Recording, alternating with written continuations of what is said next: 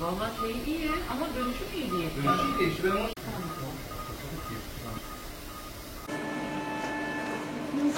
Ne kadar kuvvetli olduğunu anlamak için şöyle ayırmaya çalışınca tek tek şöyle havadan bile çekebiliyor. Yani çok kuvvetli bunlar, havadan bile gidip yapışabiliyor.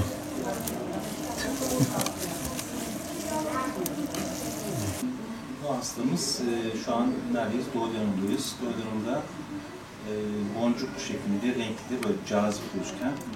Bunlar mıknatıs. Burayı bir yumak gibi doldurmuşlar. Bağırsağın içindeyiz. Mıknatısı tutup çekmek kolay değil çünkü bağırsakta olduğumuz için.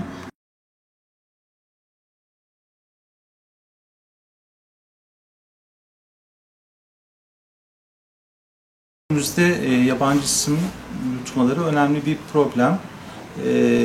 Bu farklı zaman dilimlerinde, farklı trendlerde değişik yabancı cisimler karşımıza çıkabilmekte. Son zamanlarda ise özellikle mıknatıslar, lityum iyon dediğimiz disk şeklindeki piller, bir de yüksek düzeyde emici cisimler dediğimiz su maymuncuğu gibi cisimler önemli bir problem haline geldi.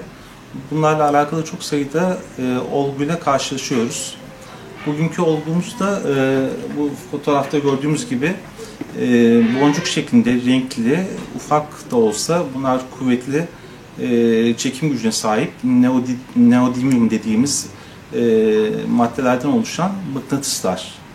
Bu mıknatıslar değişik sebeplerle toplumumuzda yaygın olarak bulunuyor. Bunların önemli bir kısmı oyuncak olarak bulunuyor. Ve bu oyuncaklar da maalesef küçük çocukların ellerine rahatlıkla geçebiliyor. Mesela bu olguda olduğu gibi bu boncuk şeklindeki mıknatıslar bileklik yapmak için, bilezik yapmak için çocuklara hediye olarak veriliyor. Ama aslında özellikle 5 yaşından küçük çocuklarda bu tarz küçük cisimlerin yani kendilerine verilmeyi üzerinde bir takı olarak kullanmayı bırakın, etrafında bile olmaması gerekiyor. Mıknatıslar özellikle birden daha fazla sayıda yutulduysa midede veya bağırsaklarda araya dokuyu alıp orayı bir müddet sonra deliyor.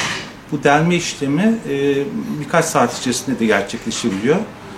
Ama genelde ilk 24 saat içerisinde ya midede ya bağırsaklarda delmiş şeklinde bu vakalarla karşılaşıyoruz. Bizim bu olgunun şansı bağırsaklarda yakalamamıza rağmen bu mıknatısları endoskopi ile çıkarabilmemiz oldu. Çıkardıktan sonra bunların 38 adet boncuk şeklinde bir mıknatıs olduğunu gördük. Hastamızda iyi ki böyle bir perforasyon, bir delinme durumu olmamıştı. Hasta şu an sağlığına kavuşmuş oldu. Ama bu çoğunlukla bu şekilde olmuyor. Maalesef bu mıknatıslar böyle çok sayıda tutulduğu zaman genellikle bağırsaklarda delinmeye yol açıp ameliyatla çıkarmaları gerekiyor. Ve bu ameliyatta yine hem karın duvarının kesilmesi, bağırsakların kesilmesi gibi zor ve komplikasyonlu işlemler şeklinde sonuçlara varıyor.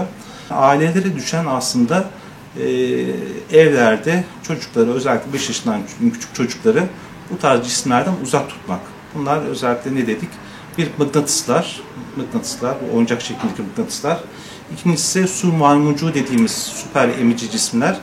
Ve üçüncüsü de disk şeklindeki tartı, saat pilleri gibi. Bunları çocuklardan lütfen uzak tutalım.